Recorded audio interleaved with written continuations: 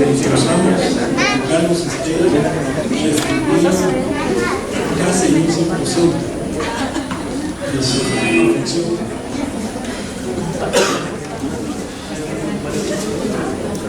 Respiratoria, por supuesto. Así que ya le damos gracias a Dios por su fortalecimiento. No afecta. Nuestro monto le deja en el ambiente la pregunta: ¿por qué cree lo que cree?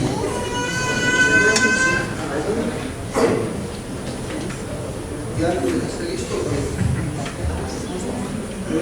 ¿Sí? Muy bien, gracias. Muy buenos días. Vamos a ir al Señor. La parábola del día de hoy está muy interesante. Espero que ustedes puedan tener en mente lo que hemos venido hablando en las otras parábolas. Les voy a exhortar. Las enseñanzas las pueden escuchar en la página de la iglesia y las pueden adquirir también en CDs. Asegúrense de adquirirlas, porque la información espero que les impacte al oírla, pero van a tener que darle vueltas para poder llegar a comprenderla y hacerla de ustedes. Es sumamente importante que entendamos estas cosas. Así que oremos al Señor. Padre amado, clamamos a tu Espíritu Santo que nos alumbre el entendimiento. Reconocemos que eres el que nos guía a toda verdad. Y tú dejaste tu palabra y nos exhortas a que la escudriñemos. Eso es lo que hemos querido hacer en estos días. Queremos exaltar tu nombre, Señor Jesús, y queremos restaurar tu verdad a tu iglesia, para que todo aquel que tenga oído para oír pueda entender. Por lo tanto, descansamos en tu gracia y tu misericordia, no en méritos propios, y te suplicamos que nos ayudes en el entendimiento de tu palabra. En el nombre de Jesús. Amén. Estamos en Mateo capítulo 13, versículo 33. Dice así: les digo otra parábola. El reino de los cielos es semejante a la levadura que una mujer tomó y escondió en 3 medidas de harina hasta que todo quedó fermentado. Esa es toda la parábola. Y las parábolas se complementan. Las primeras 2 parábolas, ¿se recuerdan? El sembrador y el trigo y la cizaña nos hablaban del efecto de la palabra en el individuo. Se complementaban.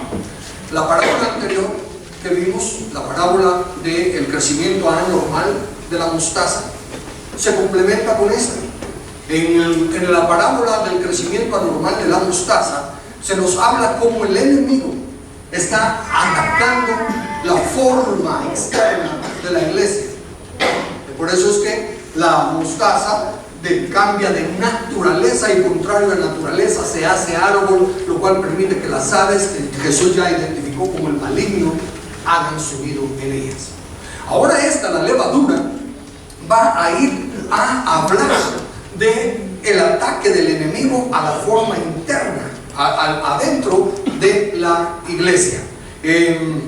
Conviene también recordar, mientras estamos estudiando las parábolas, que en la Biblia, cuando ya la Biblia misma le ha dado significado a una cosa, ese significado permanece. En otras palabras, Dios no va a decir en una parábola esto es bueno y en otra parábola eso mismo es malo. Si ya le dio connotación de bueno, queda bueno de ahí en adelante. Si ya le dio connotación de malo, queda malo de ahí en adelante. Es la única forma que vamos a poder entender lo que está pasando aquí. Cuando aparentemente significan algo diferente, por eso enfatizo aparentemente, es pura apariencia. La Biblia no se contradice, la Biblia se complementa y se aclara. La parábola número 1 dijo Jesús: si no la entienden, no van a entender todas. Y permítanme hacer una anotación de algo que no dije la primera vez que lo prediqué. La parábola del sembrador nos dice que se siembra la semilla en 4 diferentes tierras. No tierras, sino que 4 diferentes circunstancias. Y de esas 4, solo una da fruto. O sea que si se dan cuenta, desde un principio la Biblia nos está diciendo que apenas un 25%. 4 simbólicamente en la Biblia es el número de la tierra. Entonces nos está diciendo que una cuarta parte, un 25%, es el único que va a recibir la palabra. Eso está en perfecta armonía con lo que la Biblia dice: pocos son los que se salvan y muchos son los que se pierden. Hay demasiada influencia en que el evangelio tiene que llenar la tierra, implicando con eso que se van a salvar las almas. No, Jesús ya lo dijo y la Biblia mantiene consistencia: pocos son los que se salvan. Bueno, déjenme hacerle una pequeña estadística que encontré ahí en internet. Se supone que ahorita en el 2011 hay 7 billones de personas en el planeta, y de esos 7 billones la cuarta parte sería 1.750.000.000. Esa estadística dice que en la actualidad hay un 33% de cristianos en todo el mundo, o sea, 2.310.000. Supuestamente ya se pasó lo de la cuarta parte. Sin embargo, esa misma estadística dice que ahí están incluidos todos los que se denominan cristianos. Están incluidas las sectas que se denominan cristianos, están incluidas todas las denominaciones que se denominan cristianos. Cuando ya lo reducen a protestantes evangélicos, baja a 500 millones.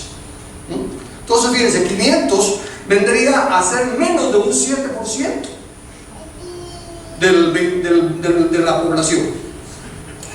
Eso demuestra que falta 1.250.000.000 para llegar a la cuarta parte. ¿Por qué les estoy diciendo eso? El efecto de la levadura se presenta como cristianismo: 2.310.000.000. La realidad no llega ni a 500 millones, la verdadera esencia. Miren aquí, a propósito, los 500 vendrían siendo la cuarta parte de lo que se supone que es el cristianismo actual. Y miren, en Guatemala se supone que ahorita en julio la estadística da 13.824.463. El porcentaje de evangélicos lo siguen señalando un 30%. O sea que 4.147.038 personas debieran de ser cristianas en Guatemala. El 4% de los 13 millones debería ser solo 3 millones. Quiere decir, otra vez, que también ya hemos pasado de la cuarta parte de cristianos. Pero al igual que en la estadística mundial, al rebajarlo ya a los que se dicen, a los que, aparte de quitar las sectas y las denominaciones, llega a menos de un 10% de población que se podría decir cristiana. ¿Por qué hice esta aclaración? Porque muchos, si no muchos, algunos de ustedes se confunden cuando yo hago énfasis en que el evangelio no está hablando de ganar gente, no está hablando de números. La meta no es cómo crecer numéricamente. La meta es crecer en la verdad, en el conocimiento de Dios y de Cristo. Por eso es que, si se dan cuenta, en estas estadísticas todavía nos falta un montón de gente para poder llegar al mínimo de la cuarta parte. De ahí que yo no estoy hablando que nos quedemos pequeños, no estoy hablando de que seamos un club privado solo para nosotros, pero estoy hablando de que no tratemos de crecer por medio de herramientas humanistas. Que la gente no venga por nuestro mercadeo, que la gente no venga por las promesas que hacemos o las ofertas que hacemos. Que el Señor añada a su iglesia.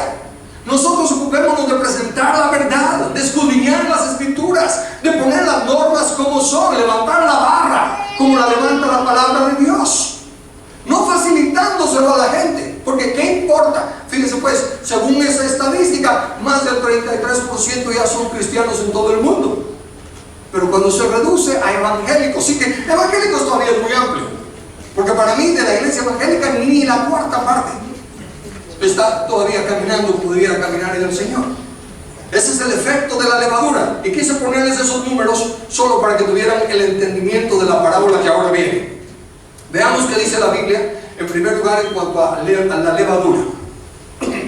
Levíticos capítulo 2 versículo 11: ninguna ofrenda que ofrecieres a Jehová será con levadura, porque de ninguna cosa leuda ni de ninguna miel se ha de quemar ofrenda para Jehová. Es un mandato claro de la palabra de Dios. De ahí ya no podemos entonces ahora esperar que la levadura signifique algo bueno. Dios está diciendo que Él no recibe nada como olor grato que lleve levadura, porque está hablando de las ofrendas quemadas, que subían en olor grato a Dios. Entonces, cuando estamos hablando de la levadura, contrario a que la gran mayoría de predicadores en la internet, en la radio, en todos lados que indagué, contrario a lo que ellos piensan que es el crecimiento del positivo del Evangelio del Reino, lo que nos está mencionando es el complemento de la parábola anterior, el complemento de cómo la mostaza, contraria a la naturaleza, que es antibíblico, se hizo árbol, algo que no es su naturaleza, y le dio cabida a los demonios. Por eso Pablo advierte que están escuchando doctrina de demonios. Esa es la interpretación que Jesús da. Las aves son el maligno. Ahora estamos yendo a la parte interna. ¿Cómo ataca el enemigo a por dentro? Y lo hace por medio de la levadura. Cuando bajo la ley se hacía un sacrificio de ofrenda quemada, y el sacrificio era de consagración, eso es importante tomarlo en cuenta. Lo hacían por medio de 3 medidas de harina, 3 décimas de un éfano, dice Levíticos 14:10. Note la simbología de Levítico 14:10. El día octavo tomarás 2 corderos sin defecto y una cordera de 1 año sin tacha, y 3 décimas de efa de flor de harina para ofrenda amasada con aceite y un log de aceite. El contexto es la limpieza del leproso. Cuando a una persona era declarada limpia de su lepra, tenía que hacer esto. Ahora note la simbología tan linda. El día octavo, el número 8 en la Biblia simboliza nuevos comienzos. Entonces el día octavo tomarás 2 corderos sin defecto y una cordera de 1 año. Los corderos obviamente nos hablan del sacrificio de Cristo. Por lo general, casi en todos los sacrificios se hablaba de 2 corderos, 2 tórtolas, etc. ¿Por qué? Porque uno tenía que ser sacrificado muerto y el otro pues se enviaba al desierto por Azazel, o con la limpieza del leproso. Un ave era muerta y la otra ave mojaba las patas en su sangre y se dejaba ir. ¿Por qué? Para simbolizar la muerte y resurrección de Cristo. Pero como no podían hacer resucitar el cordero ni el ave, pues tenían que simbolizarlo con 2. Pero entonces está hablando nuevos comienzos, está hablando del sacrificio de Cristo. Luego dice que traerá harina sin levadura, desde luego, 3 medidas de harina con aceite. El aceite es símbolo del Espíritu Santo. Entonces sí, estamos hablando de redención con los sacrificios, nuevos comienzos con el número 8, aceite con el Espíritu Santo, con el aceite. ¿Qué simbolizará la levadura? ¿Qué simbolizará, no la levadura, la harina pura? Cuando yo no encuentro una respuesta de primas a primeras, me gusta buscar en otras partes de la Biblia, porque la Biblia interpreta la Biblia. Y los voy a llevar a lo que se llama la ley de la primera mención. La primera vez que se mencionan 3 medidas de harina en la Biblia. Note el contexto. Bueno, no me puso el texto, permítame decírselo. Para que usted lo apunte y léalo todo, está en Génesis capítulo 18. Génesis capítulo 18, versículos del 1 al 8. Lo que pasa ahí es que está Abraham, y de repente le venir a 3 personas. El contexto de la Biblia nos aclara que son Dios y 2 ángeles. Y cuando Abraham los ve, le sale al encuentro y le dice que se vengan a la casa, que los quiere atender. Y cuando llegan a la casa, inmediatamente le dice a Abraham a Sara que haga tortas de 3 medidas de harina. Los historiadores, los que conocen de esto, hacen la cuenta de que 3 medidas de harina era una cantidad tremenda para darle comer a 3 personas, que era suficiente como para 50 personas. Sin embargo, está usando 3. En la Biblia no pasan las cosas por casualidad. En la Biblia todo tiene un sentido. Ahora analice, ¿qué nos está ilustrando esto? ¿Que Abraham está usando la ley de hospitalidad? Sí, eso es lo natural. ¿Los está invitando a comer? Sí. ¿Y les dio de comer? Sí. Pero esta es la primera mención de que tenga comunión el hombre con Dios en lo terrenal. Esta es la primera mención en la que se habla de sentarse a la mesa. Sentarse a la mesa, bíblicamente, es más, habla de comunión. No le pone el énfasis a la comida. Por eso cuando Pablo está hablando de la repartición del vino y del pan, no le llama la Santa Cena porque no importa la cena. No le llama la Cena del Señor porque tampoco es la Cena del Señor. Le llama la Mesa del Señor. Porque cuando nos llama el Señor a la mesa es a comunión. Vendré a Él y cenaré con Él y Él conmigo. Lo importante no es la comida. Lo importante no es que van a servir en el menú, lo importante es la comunión que se va a tener alrededor de la mesa, y en este caso con el Señor.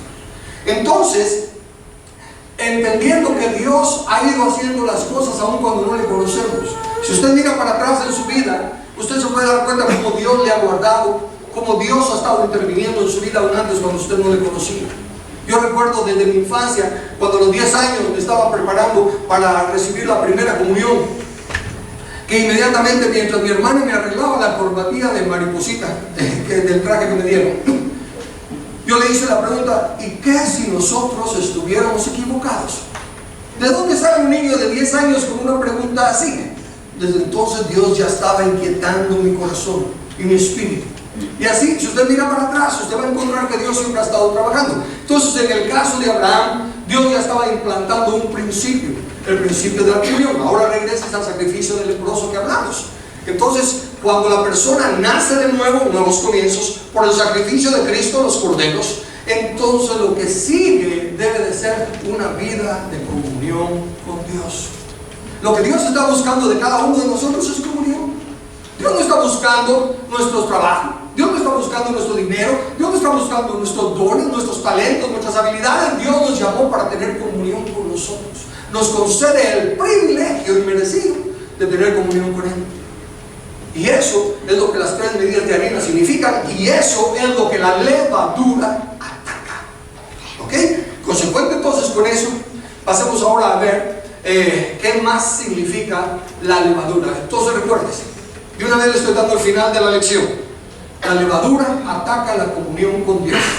En la iglesia hay un montón de activismo. La gente está ocupada haciendo buenas obras, visitando enfermos, sanando leprosos, predicando el evangelio, haciendo miles y miles de cosas. ¿Dónde está la comunión? Están como Marta, afanados, haciendo un montón de cosas buenas para servir al Señor. Están como la iglesia de Éfeso, trabajando arduamente por amor de su nombre, pero han descuidado el primer amor. El primer amor es la comunión con Dios. Es el primer mandamiento. Amarás al Señor tu Dios con toda tu mente, con todo tu corazón, con todas tus fuerzas. Es el primer mandamiento. Entonces la astucia del enemigo es: no importa cuánto hagamos. Miren, ya somos 33% de la población. Sigamos adelante. Podemos rescatar el 50% del mundo y podemos estar súper ocupados. Pero ese es el efecto de la levadura. ¿Cuánta comunión? Analízate ahora tú mismo. Tienes que levantar la mano. ¿Cuánta comunión tienes tú con Dios? No te pregunto cuánto haces por Dios. No te pregunto si eres alabante. No te pregunto si eres predicador. No te pregunto si eres evangelista. No te pregunto qué haces. Te pregunto cuánta comunión tienes con el Señor.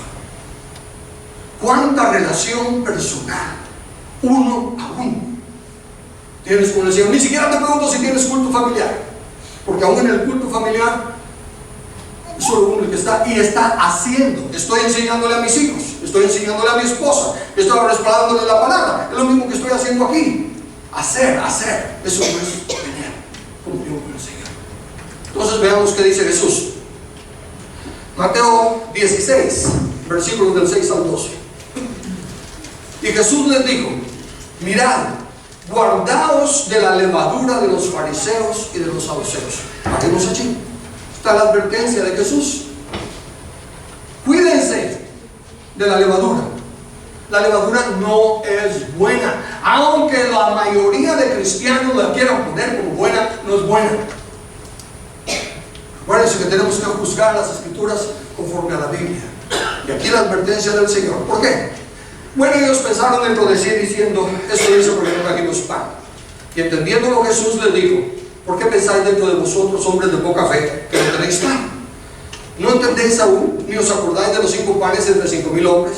¿Y cuántas cestas recogisteis? Ni de los 7 panes entre 4,000, ¿y cuántas canastas recogisteis? ¿Cómo es que no entendéis que no fue por el pan que os dije que os guardéis de la levadura de los fariseos y de los saduceos?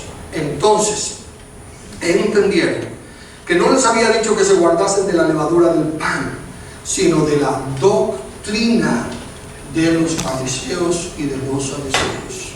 Préstele atención, por favor, a eso. Tráigalo al contexto actual. Es que a veces cuando miramos la Biblia decimos: los fariseos, los saduceos. ¿Quiénes son los fariseos y los saduceos hoy en día? yo me encuentro en esa lista.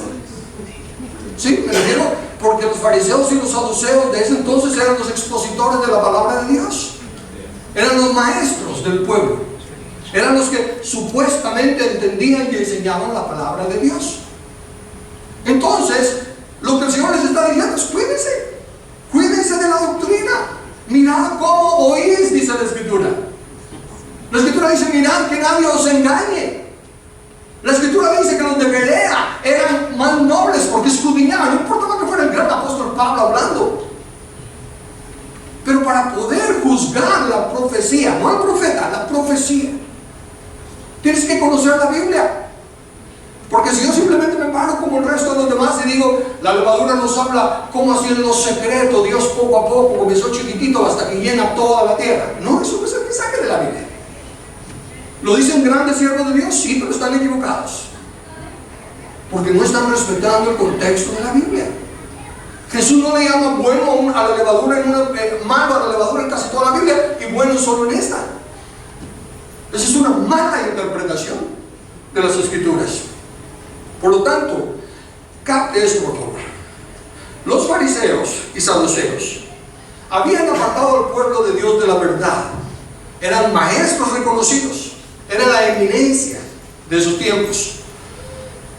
No habían cambiado la palabra. No atacaban la palabra, que va, la exaltaban. Era la palabra de Dios. Y no cambiaban las palabras de la palabra, valga la redundancia. Leían exactamente lo que estaba escrito. Pero su interpretación, su aplicación era contraria. Y fíjense que la sutileza, ¿se recuerda? En tiempos atrás les he enseñado que la Biblia dice: mirad que no os deslicéis. Y les he aclarado que el desliz es solo salirse un poquito de donde uno estaba. No se tiene que caer. Pero está tan cerca donde estaba que no lo extraña. ¿Qué hacían los saduceos y los fariseos? Prácticamente hablaban de la mesa, sí, pero se enfocaban en la clase de comida, se enfocaban en el mantel, se enfocaban en los cubiertos, en los platos, en la bebida. No se enfocaban en el único mensaje de la mesa. ¿Cuál es el mensaje de la mesa? Comunión con Dios. Y eso pasa hoy en día. Hay grandes mensajes del Apocalipsis, grandes mensajes de las parábolas, grandes mensajes de los que sea, y el énfasis va a la batalla espiritual, a esto y lo otro, al alcance misionero, un montón de cosas. Y la comunión con Dios y el entronamiento del Rey de Reyes y Señor de Señores brilla por su ausencia.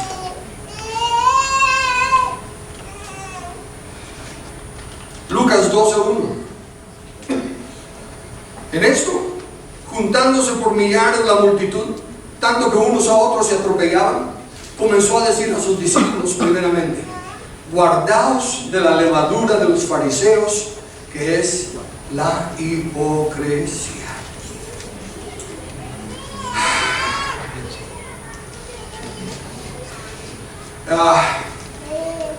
Entonces la levadura es doctrina. Doctrina no es más que enseñanza. Y es hipocresía. Ahora, miren, ¿se recuerda de dónde viene cuál es la raíz de la palabra artista? La misma raíz que la palabra hipocresía. Un artista es un hipócrita, ¿cierto? Sí, porque está representando algo que no es. Si ahorita yo hago el papel del presidente de México, como buen artista que soy, pues voy a hablar como se debe, ¿no? Y voy a hacer el papel. Entonces, ¿qué estoy haciendo? Representando algo que no soy. Eso es hipocresía. Un actor. Estoy actuando un papel, no una realidad. Entonces, ya con ese entendimiento, la levadura es hipocresía. Por favor, no la miren hipocresía descarada. Nadie se va a parar a decir: olvídense de Jesús, hagamos cualquier otra cosa, pero no demos gloria a Jesús. Nadie va a predicar eso. Pero muy sutilmente, esta es la época, ¿cuál es la palabra que usan? La dispensación. Esta es la dispensación del Espíritu Santo. Bienvenido, Espíritu Santo. Que se mueva el Espíritu Santo, que fluya el Espíritu Santo. ¿Dónde está eso en la Biblia? ¿Qué dice el Espíritu Santo de sí mismo y qué dice Jesús del Espíritu Santo? Él me glorificará. Entonces, aunque fuese, no existe tal cosa como que esta es la etapa del Espíritu Santo, pero aunque fuese, lo que el Espíritu Santo estaría haciendo es glorificar a Cristo, porque Cristo es el centro del mensaje bíblico. A Dios nadie le vio jamás, el unigénito nos lo ha revelado. Nadie puede venir al Padre si no es por el Hijo. Nadie viene al Hijo si el Padre no se lo da a conocer. Entonces el centro es Cristo. Pero ahí se dan cuenta cómo sutilmente, por medio de enfocarse en otras cosas, el artista quita la atención de la única cosa que es importante. ¿Qué es la levadura?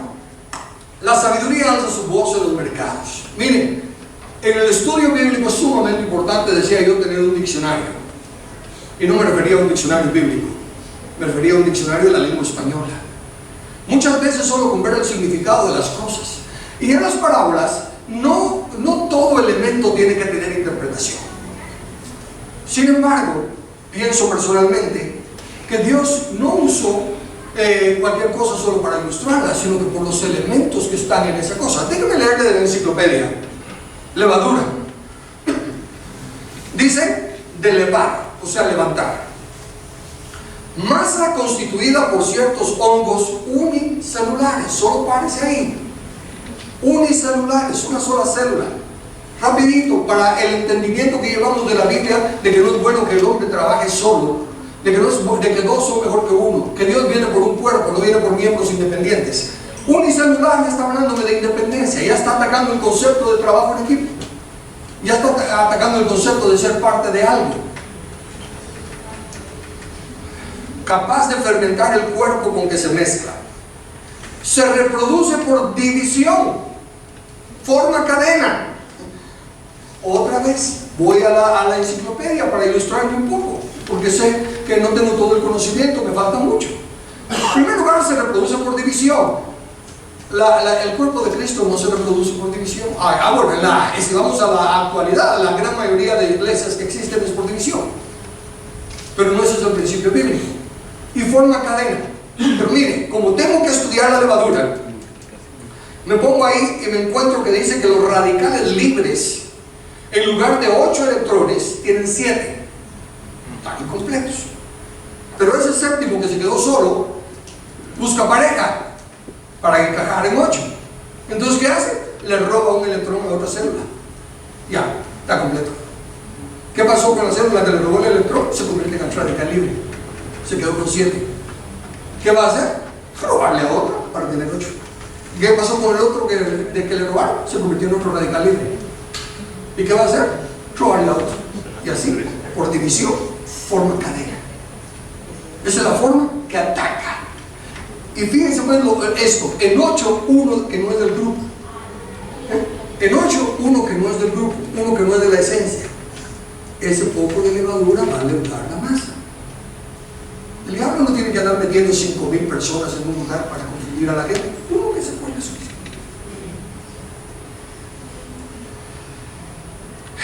Y produce enzimas capaces de descomponer, fermentar diversos cuerpos orgánicos, principalmente los azúcares, en otros más sencillos. ¿Qué es fermentación? Ya que eso es lo que hace la levadura. Fermentación anaeróbica. Es un término técnico que significa sin aire, donde aire usualmente es oxígeno. Anaeróbico se usa para indicar la ausencia de aceptadores finales de electrones. Note esas dos cositas. En primer lugar, Jesús nos advirtió en la parábola del sembrador. Recuerden que voy a estar aludiendo a la primera parábola, porque si no se entiende la primera, no se entiende las demás. Nos advirtió que el afán de este siglo y el engaño de las riquezas ahogan la palabra, le roban el oxígeno, igual que la levadura, nos lo está diciendo aquí. Pero ¿por qué es infructuosa la palabra? No por sí misma, sino por el hecho de que no cambia, de que no hay aceptadores. Lo que afecta a esta fermentación es que no hay aceptadores final de electrones. En otras palabras, la palabra siempre está fluyendo, es como una radioestación 24 horas al día, 7 días a la semana. Siempre está pasando un mensaje, pero los aceptadores, receptores, no están prendidos o tienen estática y no reciben el mensaje, el aliento de vida. ¿Qué pasa cuando no llega oxígeno a la cabeza? Las células del cerebro son extremadamente sensibles a la falta de oxígeno. Algunas de estas comienzan a morir en menos de 5 minutos después de interrumpirse el suministro de oxígeno. Los síntomas, miren, vamos a los síntomas. En primer lugar, cambio en la atención. O sea, empiezan a ponerse muy distraídos. ¿Qué fue lo que hizo el diablo con Eva? Cambiar la atención de la palabra de Dios a el aspecto del fruto, las apariencias del fruto, los efectos que podía producir el fruto, los beneficios que habrían involucrados. La distrajo de una cosa. Dios había dicho: no comerás. Es lo mismo que está haciendo hoy en día. Está quitando la atención del mensaje claro y sencillo y llevando la atención a otras cosas más emocionantes. Sí, porque sentarse aquí a escuchar a un maestro enseñar la palabra, ¡ala, qué aburrido! En cambio, en otros lugares donde señales y prodigios, donde palabra de ciencia, donde esto y lo otro, eso es más emocionante. Distrae la atención. ¿Se recuerda que es una de las cosas que causa la cizaña? ¿Se recuerda cuando vimos la parábola de la cizaña? ¿Qué pasa a los que comen de la cizaña? Adormecen y vomitan. Sí, la Biblia se está repitiendo. El Señor nos está dando el mismo mensaje con diferentes ejemplos. Así como la cizaña adormece, la levadura, uno de sus efectos al robar el oxígeno es que quita la atención. Y perdónenme, habemos diferentes predicadores y habemos diferentes temperamentos, pero no importa si el que está hablando aquí es flemático, y si no cambia de tono, y si no se mueve, y se está diciendo, es responsabilidad tuya prestar atención. Es responsabilidad tuya juzgar la palabra, juzgar la profecía. Si vas a estar buscando quién te mantenga despierto, quién te entretenga, ese es tu problema. La palabra no está, el ministerio de la palabra no está para entretener, está para instruir, está para proclamar el señorío de Cristo, el reinado de Cristo. Segundo síntoma, deterioro de la capacidad de discernimiento. Mire, Dios nos prohíbe conocer el bien y el mal, porque conocer implica experimentar, pero nos ordena discernir.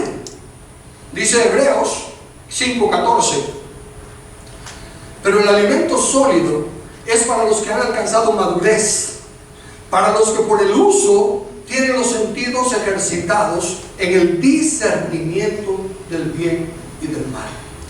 Discernir entre el bien y el mal.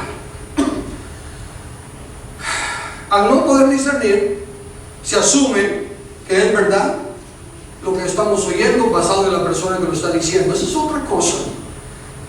Por eso es que la Biblia dice que no le prestemos atención al predicador, a su aspecto, a lo que sea, a su carisma, su forma de predicar o enseñar, que juzguemos la palabra para poder discernir si lo que está diciendo tiene congruencia con el escrito está. No nos dejemos llevar por otras cosas superficiales que no nos roben la atención. Dice 1 Corintios 2:14, pero el hombre natural no percibe las cosas que son del Espíritu de Dios, porque para él son locura, y no las puede entender, porque se han de discernir espiritualmente. Bueno, ya que hablo tanto de discernir, ¿qué significa discernir? Distinguir algo de otra cosa, señalando la diferencia que hay entre ellas. Comúnmente se refiere a operaciones del ánimo. Distinguir algo de otra cosa, señalando la diferencia que hay entre ellas. Puedes escuchar a dos predicadores presentando dos puntos de vista diferentes y puedes discernir cuál es la diferencia que hay. Estuve en un seminario, el último seminario que participé, en la Universidad San Pablo, y éramos 5 disertantes, y a propósito se nos había pedido que cada uno presentáramos una perspectiva diferente de los mismos textos, y los estudiantes de teología tenían que discernir entre los 5 que estaban votando Ay, no es de que 5 estábamos a propósito, 4 a propósito mintiendo y uno diciendo la verdad. No, cada uno de nosotros creía estar diciendo la verdad. Cada uno estaba defendiendo su punto de vista. Y éramos sinceros cada uno en nuestro punto de vista. Los oyentes tenían que discernir. ¿Cómo van a discernir? Necesitan el contexto de la Biblia. Solo les voy a poner un ejemplo. Uno de los textos que tuvimos que discutir fue la visión de Apocalipsis de una mujer que aparece con vestida del sol y la luna y 2 estrellas, y da a luz un hijo, y ese hijo es llevado al cielo y va a gobernar las naciones con vara de hierro. El primer expositor dice, eso nos habla de la iglesia victoriosa, y los que son llevados al cielo son los vencedores que van a gobernar con Dios. Y expuso todo su punto de vista. Yo dije lo opuesto. Yo dije, por el contexto, la Biblia interpreta la Biblia. Una mujer vestida del sol y la luna y 11 estrellas, mejor dicho, el sol, la luna y 11 estrellas, en el sueño de José, Jacob lo interpreta como que es Israel. Vendremos tu madre y tus hermanos y nos postraremos delante de él. Hay 11 estrellas, ¿por qué? Porque José es el que está teniendo el sueño. Él es la 12ª estrella. Pero en Apocalipsis, 2 estrellas, porque es Israel. ¿Y quién dio a luz al hijo varón que rige las naciones con vara de hierro? Israel. Al dejar que la Biblia interprete a la Biblia, hay elementos de juicio. El otro simplemente sacó una chorrera de invenciones, textos aislados fuera de contexto. Entonces hay que distinguir algo de otra cosa, señalando la diferencia. Lamentablemente entonces eso es lo que el enemigo hace, reduce el discernimiento del creyente y esto vuelve a juzgar como hombre natural. El tercer síntoma, porque regresamos a los síntomas de la falta de oxígeno: movimientos descoordinados. Básicamente es que la cabeza no gobierna y los miembros del cuerpo están haciendo lo que tienen que hacer correctamente, pero cada quien a su manera y en su tiempo. Eso el cuerpo de Cristo está haciendo hoy en día. Movimientos descoordinados. No estamos todos siguiendo la cabeza. Cada quien estamos haciendo buenas cosas, lo que entendemos que es lo bueno, pero no coordinados. El cuerpo está dividido. Regresando a la levadura, las reacciones de reducción y oxidación son las reacciones de transferencia de electrones. Esa transferencia se produce entre un conjunto de elementos químicos, un oxidante y un reductor. Cuando un elemento químico cede electrones al medio, se convierte en un elemento oxidado. Eso es lo que hace el radical libre. Cuando le quita un electrón a la célula buena, cuando ésta cede un electrón, se oxida. Y la aplicación, entendimiento de esto, lo que la levadura hace es que ahoga la harina, la comunión. Recuerden que las 3 medidas de harina hablan de la comunión. Lo que la levadura hace es que ahoga la comunión, eliminando los aceptadores legítimos de energía de la palabra de Dios, el oído espiritual. Así le roba el oxígeno, la iluminación del Espíritu Santo, el discernimiento. Y luego la harina invierte su energía en el sistema y se oxida, y a la vez que empieza a recibir energía del sistema, y eso la reduce. En otras palabras, es la hipocresía de la falsa religión. Y la iglesia hoy en día está, en fin, por eso me encanta ir al diccionario, a las enciclopedias. La iglesia está gastando su energía en encajar en un sistema. Bueno, tenemos que actualizarnos. No podemos quedarnos en la edad de piedra. Tenemos que estar al día. Tenemos que ver cómo ganamos a los jóvenes. Así que está bueno, pues pintémonos el pelo, pongamos un mechón morado y otro verde y tratemos de predicar rap, tratando de encajar en el sistema, cediendo electrones al sistema, y eso la oxida. Y cuando trata de recibir del sistema el equipamiento, aún hoy en día los seminarios están tan lejos de la doctrina sana. La gran mayoría de estudiantes de seminario ya no conocen ni lo que son las doctrinas fundamentales, porque ahora hay que estudiar otras cosas, irle crecimiento y un montón de otras cosas, y se reduce a terrenal. Eso es lo que la parábola de la levadura nos está enseñando, cómo el enemigo ha impactado. a la iglesia. Ahora mire otros conceptos claros al respetar la interpretación bíblica. La mujer, dependiendo del contexto, simboliza falsa profecía, mentira, engaño. Así como la mujer puede representar la sabiduría, puede representar a la iglesia, dependiendo del contexto, está hablando de falsa doctrina. Ese es el contexto aquí. ¿Por qué? Veamos lo que dice la Escritura. La mujer escondió la levadura. El evangelio no está escondido. Nosotros no tratamos de ver cómo les meto el evangelio sin que se den cuenta. El evangelio no está escondido. Miren las palabras de Jesús. Juan 18:20. Jesús le respondió: yo públicamente he hablado a todo el mundo. Siempre he enseñado en la sinagoga y en el templo, donde se reúnen todos los judíos, y nada he hablado en oculto. Y cuando termina hablando de Pablo en Hechos 28:31, dice: predicando el reino de Dios y enseñando acerca del Señor Jesucristo abiertamente y sin impedimento.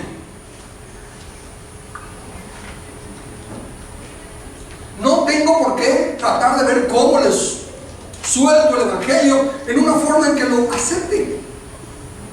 A ver cómo se nos haga más fácil de digerir, más dulce, para que no sea amargo en sus vientres.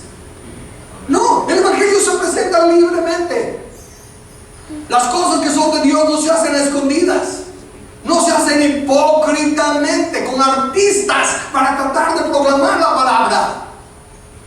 Se proclaman tal y como está, como el Espíritu Santo nos va guiando y como lo ha plasmado en las Escrituras. Apocalipsis 2, versículos 18 al 29. Presten atención a esto. Voy a ir por partes. Escribe al ángel de la iglesia de Tiatira, me salto hasta donde dice: sin embargo, tengo en tu contra que toleras a Jezabel, esa mujer que dice ser profetisa. ¿Cuánto he oído sobre Jezabel? Me refiero a prédicas, folletos, enseñanzas. El libro de Apocalipsis es simbólico en su mayoría. Ahí no está hablando de una mujer. No hay una tal Jezabel en la iglesia. Está hablando en tipo y sombra. Es igual que la mujer que escondió la harina, la levadura y la harina. No es una mujer literal, es solo la parábola.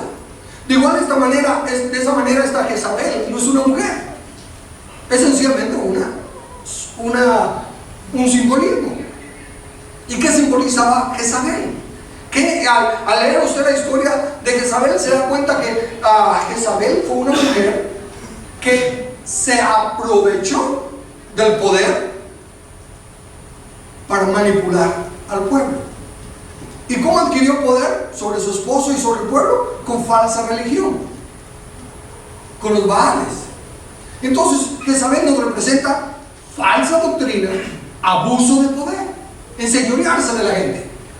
Y mire cómo en la iglesia hoy en día muchos líderes se aprovechan del privilegio que tienen de estar al frente predicando la palabra y manipulan a la congregación. Les presenta la misión por la que tenemos que ir detrás, les presenta la meta que tenemos que alcanzar. Y no es una misión eclesiástica, es la misión del pastor. Es un ministerio que está desarrollando. Y entonces el gran pastor viajando de un lado para otro y es famoso y todo, a expensas de que la iglesia esté respaldando esa misión. Esa es la actitud de Jezabel en la iglesia. Permites que esa mujer que se dice ser profetisa, con su enseñanza, su doctrina, engaña a mis siervos, pues los induce a cometer inmoralidades sexuales y a comer alimentos sacrificados a los ídolos. Razone conmigo, por favor. Por muy mal que esté la iglesia, ¿usted cree que aceptaría una iglesia que se diga cristiana tener entre sus miembros un montón de inmorales sexuales? O abiertamente haciendo algo que es sacrificado a los ídolos. Claro que no, claro que no. Es simbolismo. ¿Qué simboliza? La Biblia no lo dice. A lo largo del Antiguo Testamento, las religiones paganas identificaban sus relaciones doctrinales hasta con sacerdotisas que eran prostitutas. Entonces la religión pagana tiene que ver con la inmoralidad sexual. Por eso los falsos profetas inducen a la mezcla de paganismo con el cristianismo, lo cual es semejante a lo que Santiago llama adulterio espiritual. Por ejemplo, en una de las pláticas anteriores les hablé de la diferencia entre la confesión positiva y la fe. Ese es un ejemplo del cristianismo leudado por el paganismo. Hay muchos que consideran fe en la iglesia, que no es más que palabra positiva, que es una mezcla de paganismo y la palabra de Dios. Y es bien recibida y abunda.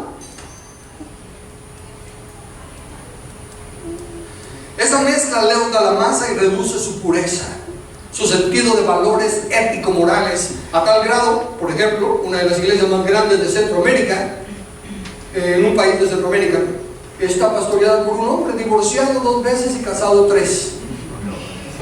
Eso no lo cambia automáticamente descalificado. No, pero es la iglesia más grande.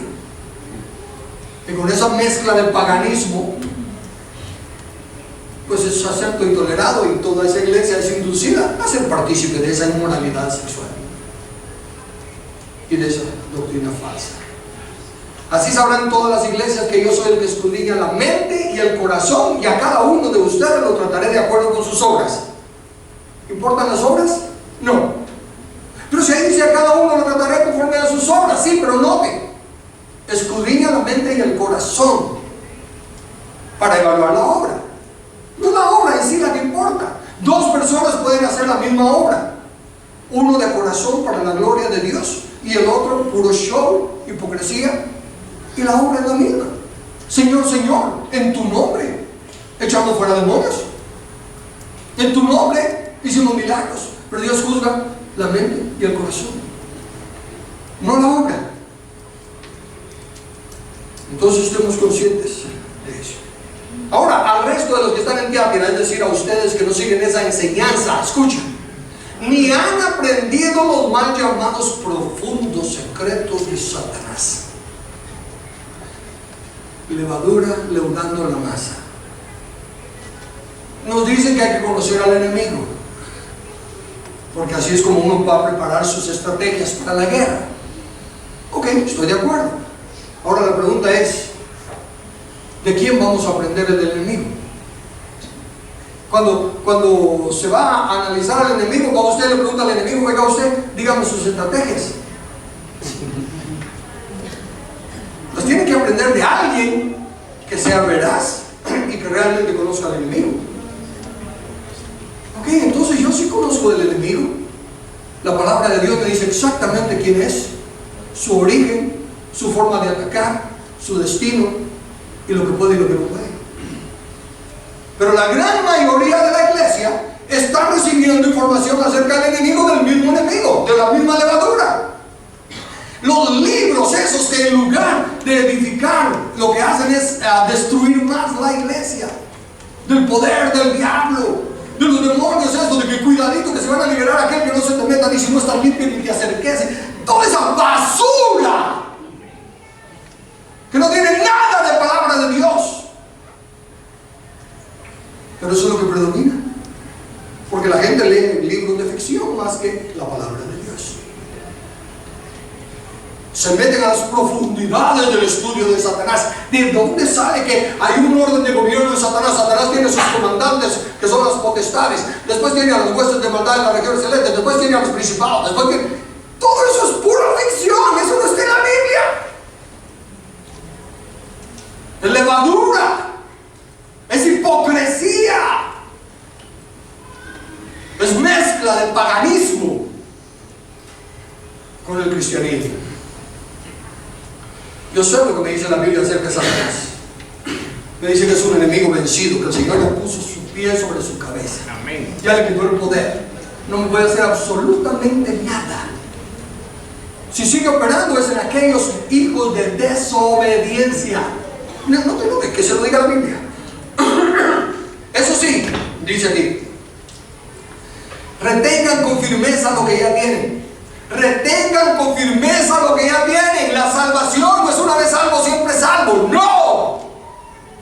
Retenga con firmeza. lo que ya tiene, hasta que yo venga.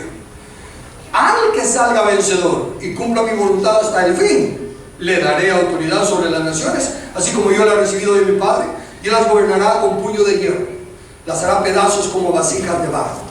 También te daré la estrella de la mañana.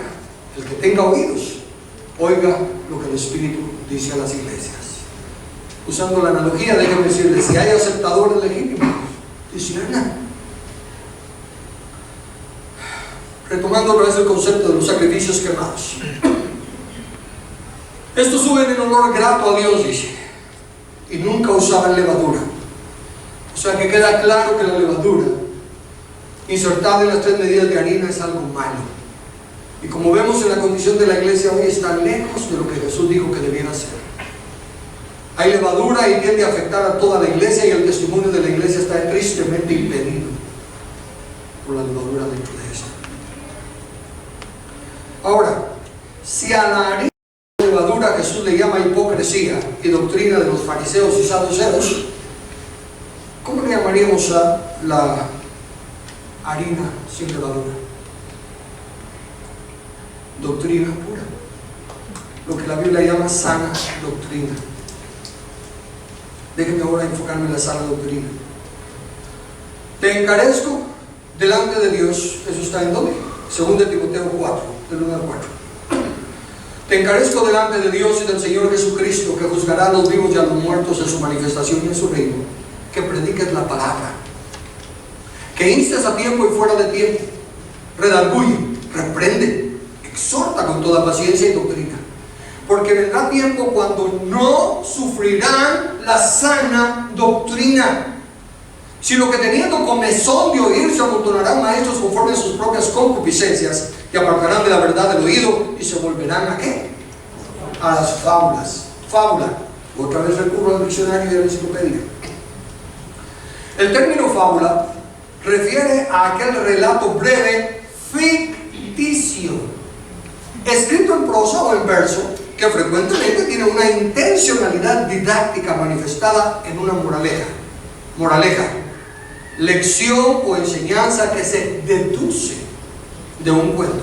Paremos allí. ¿Qué me está diciendo la fábula? Que la fábula es una historieta de que la tortuga le gana a la ardilla y de esto y lo otro. Las fábulas de Sopo. Es una historieta, pero tiene un mensaje moral. La diligencia de la tortuga, la autoconfianza errónea de la liebre. Usted puede deducir la enseñanza. No está tácita, explícitamente. Usted la tiene que deducir. Ahora no de otro elemento. Sigamos con el diccionario. Esa intencionalidad didáctica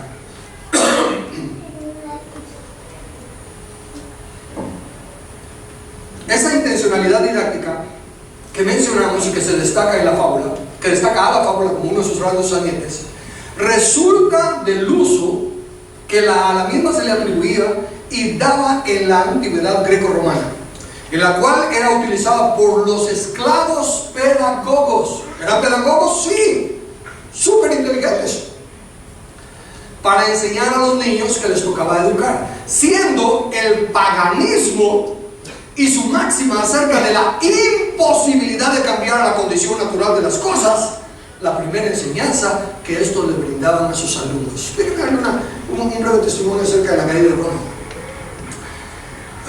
Años atrás, allá en Gringolandia, hubo un tiempo en que no me satisfizo la educación que les estaban dando mis hijos en la escuela, y decidimos que se quedaran en casa, homeschooling. Y ese año, pues, la tuvimos que hacer de maestro. Yo le dije a Lili, mira, de plano que voy a tronar, no soy maestro, pero aunque pierdan el año escolásticamente, quiero que ganen principios y que tengan comisiones. Y entre una de las cosas que tuvimos que estudiar, creo que con Dina, estaba la caída de Roma.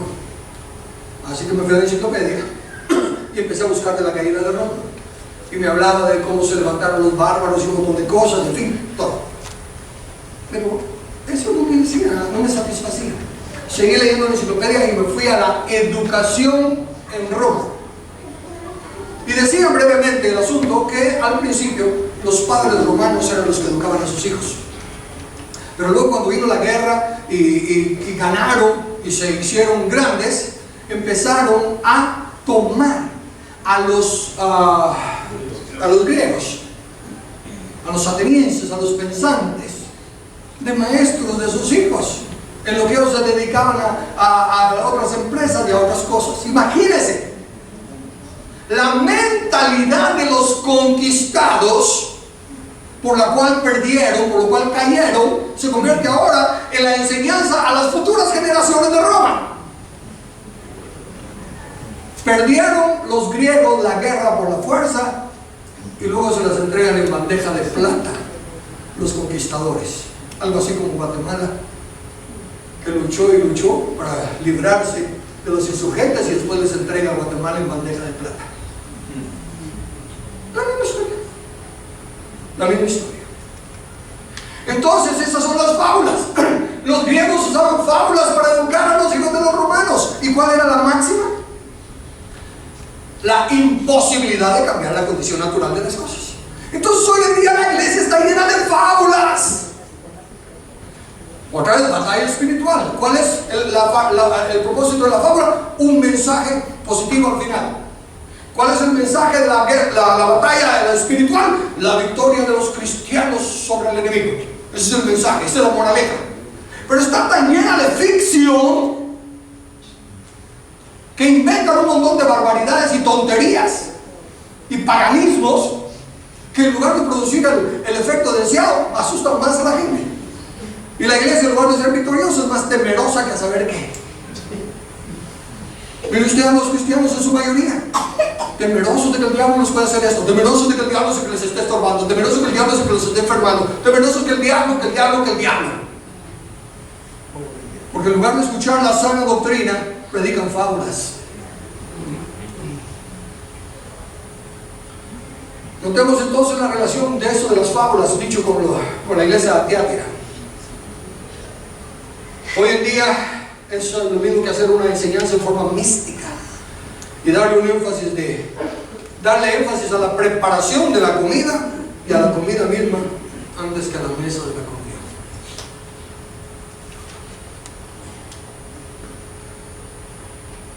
Otro ejemplo, sacar de proporción los tipos, sombras y las prácticas judías.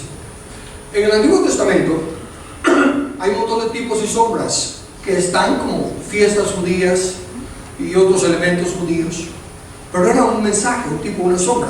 Aparte de eso, hay otras que son costumbres judías que no tienen nada que ver con la iglesia. Escucha este texto antes de hacer mi aclaración.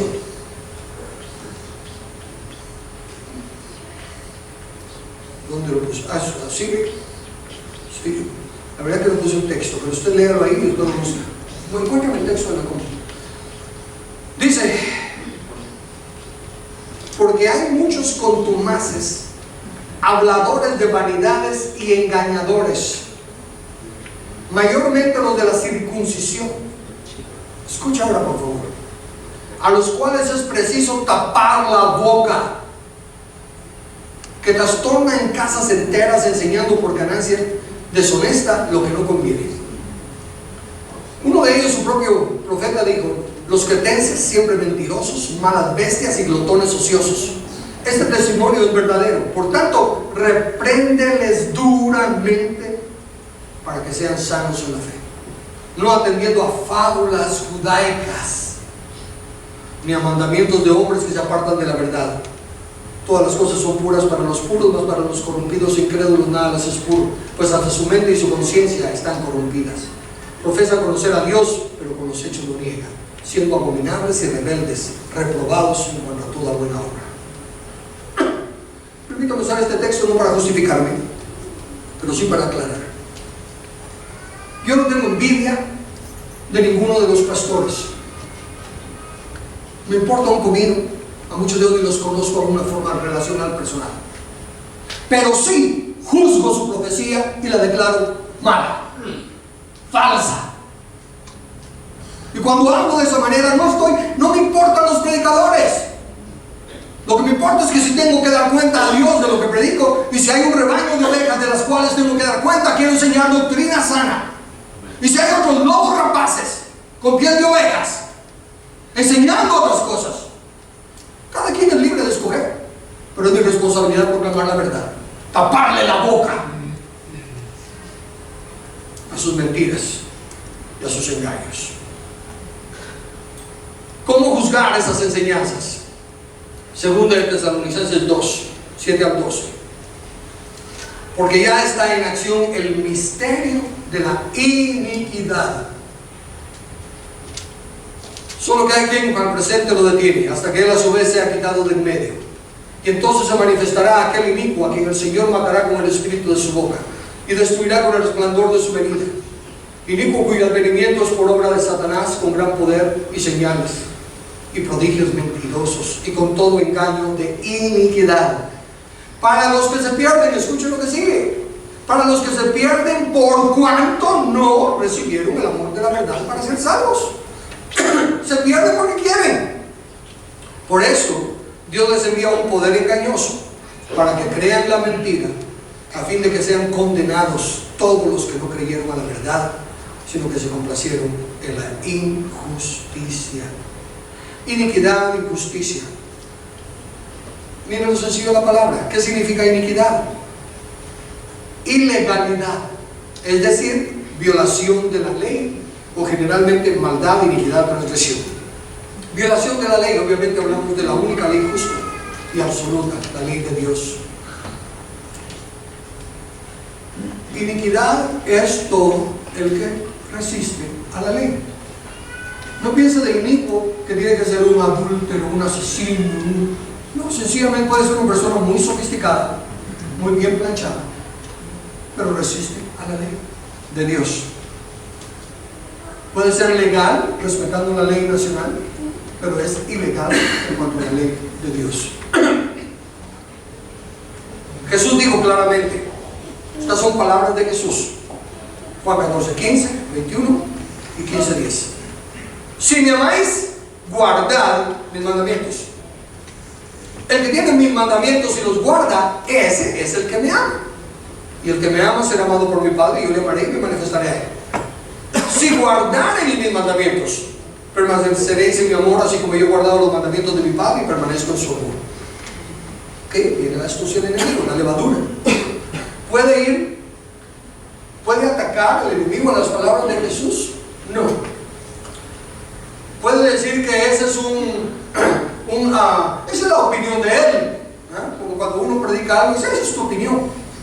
Bueno, puede venir el enemigo y decir, esa es la opinión de Jesús. No funcionaría.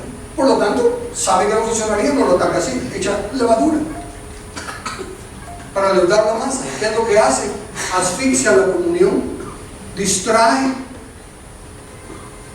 reduce, oxida. Miren, está bien claro. Hay que obedecer los mandamientos. El que guarda los mandamientos permanece en su amor. ¿Y quiénes eran los que nos dieron los mandamientos? ¿Quiénes son los que mejor lo ejemplifican hasta hoy en día? Los hebreos. Los hebreos siguen siendo una nación bendecida por Dios porque guardan la ley de Dios. Y poquito a poquito, comenzando con una verdad, empiezan a descarriarlos, empieza el judaísmo y el mesianismo a meterse en la iglesia. Y empieza otra vez a quitarse la atención de guardar los mandamientos de Jesús y obedecer a Jesús, a enfocarse en un montón de cosas hebreas. Y ahora resulta, bueno, ahora no sé cuánto tiempo llevará, pero yo estoy bien retrasado en eso, pero no importa. Ahora, hasta si se va a hacer algo especial, hay que tocar el shofar. El shofar no tiene absolutamente nada que ver con la iglesia. No tiene absolutamente nada de espiritual. Es un instrumento de los hebreos. No tiene ningún significado para la iglesia. Y así hay un montón de otras prácticas. Levantan el israelismo, levantan el judaísmo. ¿Por qué? Porque hay que obedecer la ley. Y los maestros de la ley, los hebreos. Empiezan las fábulas judaicas. Luego, por el otro lado, están los que atacan descaradamente la ley y dicen, no, Eso era cuando estábamos bajo la ley, ahora estamos bajo la gracia. Y con otras fábulas y con inmoralidades paganas empiezan a exaltar la gracia, igual que exaltaron la mostaza fuera de naturaleza, exaltan la gracia fuera de naturaleza y la hacen permisividad, casi que se exonera a las personas de su pecado y de su responsabilidad personal. ¿Cómo se manifiesta la levadura en nuestros días? 1 Corintios 5:6. No es buena vuestra jactancia. ¿No sabéis que un poco de levadura leuda toda la masa? Entonces levadura igual jactancia, o jactancia igual levadura. Jactancia, arrogancia, presunción, orgullo excesivo. Dice la Escritura que si nos hemos de gloriar en algo, nos gloriamos en Cristo. Y dice también en el Antiguo Testamento, el que se alabe, si se ha de alabar en algo, alabes en esto, que me conoce a mí, dice Jehová. No gloriarnos del tamaño de nuestro edificio, de la cantidad de miembros, de la cantidad de dinero, de los viajes, de los shows. No, esa es jactancia, esa es levadura, es arrogancia. Hablar de vencedores cuando no están caminando ni siquiera en los principios de ética y moral. Gálatas 5, versículos 7 a 9. Vosotros corríais bien. ¿Quién os estorbó para no obedecer a la verdad? Esta persuasión no procede de aquel que os llama. Un poco de levadura, leuda toda la masa. Entonces aquí esta persuasión es levadura. ¿Qué clase de persuasión es? Cualquiera que se use por estratagema de hombres que para engañar emplean con astucia las artimañas del error. Pero aunque los persuadan para hacer el bien, aunque los persuadan para bautizarse, aunque los persuadan para ir y predicar el evangelio, aunque los persuadan para lo que sea, esa persuasión es levadura. La Escritura dice, cada quien debe de persuadirse. Dice la Escritura, Pablo le escribe a Timoteo 3:14. Pero persiste tú en lo que has aprendido y te persuadiste, sabiendo de quién has aprendido. Por eso que insisto, yo no hago invitaciones, yo no apelo a sus emociones, no trato de convencerlos, les proclamo lo que dice la palabra, pero ustedes se tienen que persuadir. Si no es persuasión suya, no sirve de nada. Un líder puede motivar a las masas y que lo sigan, pero son ciegos y guiando a ciegos, y ambos caerán en el barranco. La persuasión es individual. La responsabilidad de escudriñar las Escrituras es individual, porque cada quien dará a Dios cuenta de sí. Amén. Por lo tanto, concluyamos. Pablo dice en 1 Corintios 5:7: limpiaos pues de la vieja levadura, para que sea nueva masa, sin levadura como sois. Porque nuestra Pascua, que es Cristo, ya fue sacrificada por nosotros. Así que celebremos la fiesta, no con la vieja levadura, ni con la levadura de malicia y de maldad, sino con panes sin levadura de sinceridad y de verdad. Después de la Pascua no debía de haber levadura por 7 días. 7 es el número de plenitud o perfección. Nuestra Pascua, que es Cristo, ya fue sacrificada y Él muere. Por lo tanto no son 7 días, es toda la vida. De aquí en adelante debemos de dejar la levadura. Ya no debe de haber levadura ni un día en nuestra casa, en nuestra vida. Si Jesús identifica la levadura como hipocresía, consecuentemente lo que hay que desarrollar es honestidad y transparencia. Te vas a despojar de la levadura, tienes que ser una persona honesta y transparente. Que tú sí seas así. Olvídate del chapinismo, de las excusas chapinas. Hora chapina y todas esas basuras. Despójate de la levadura, de la hipocresía, y sé honesto y transparente. La levadura levanta. La exhortación bíblica es a humillarnos para que sea Dios el que nos levante. La levadura crea un proceso de fermentación, podredumbre, consecuentemente hay que buscar la santidad. Solo de esa manera seremos más aceptos al Señor. La levadura es falsa doctrina, por lo tanto debemos acatar la exhortación de Pablo. Procura con diligencia presentarte a Dios aprobado, como obrero que no tiene que avergonzarse, que usa bien la palabra de verdad. Procurar no es el chapinismo de voy a procurar. Procurar literalmente significa hacer diligencias o esfuerzos para que suceda lo que se expresa. Procurar buscar por todos los medios que se cumpla aquello que estamos expresando. Y diligencia es cuidado y actividad en ejecutar algo. Requiere trabajo diligente presentarse aprobado. Porque para usar bien la palabra de verdad hay que ser diligente en su lectura, en su meditación, en su estudio. En estas 4 parábolas, el Señor nos ha presentado lo que le ha acontecido al Evangelio del Reino. Lo predicó el sembrador en los corazones. Los corazones que lo recibieron, una 4ª parte, se convirtieron en semilla que luego él plantó en su campo, en el mundo, en cualquier parte del mundo, en cualquier relación, en cualquier situación. El enemigo, al ver que ya había semilla de Dios plantada, sembró cizaña. No pudo acabar con la semilla de Dios, sembró cizaña para hacerle sombra, para estorbarla. Luego, como de todos modos la palabra de Dios permanece para siempre, entonces hizo la de infiltrarse como el caballo de Troya y se metió a la iglesia por medio de un crecimiento anormal contra naturaleza que le permitió que el maligno hiciera su nido dentro de la iglesia. Y desde ahí ha estado infiltrando sus doctrinas de demonios que como levadura han ido ahogando la comunión con Dios, han ido ahogando la pureza de la palabra y la han inflado, y la iglesia ha crecido. Ha crecido y ha crecido por forma, pero por dentro se ha reducido y se ha oxidado. Es tu responsabilidad que vas a hacer con tu vida. Te toca a ti despojarte de la levadura. Has escuchado la verdad. El Espíritu Santo es mayor que el que está en nosotros que el que está en el mundo. Podemos cambiar.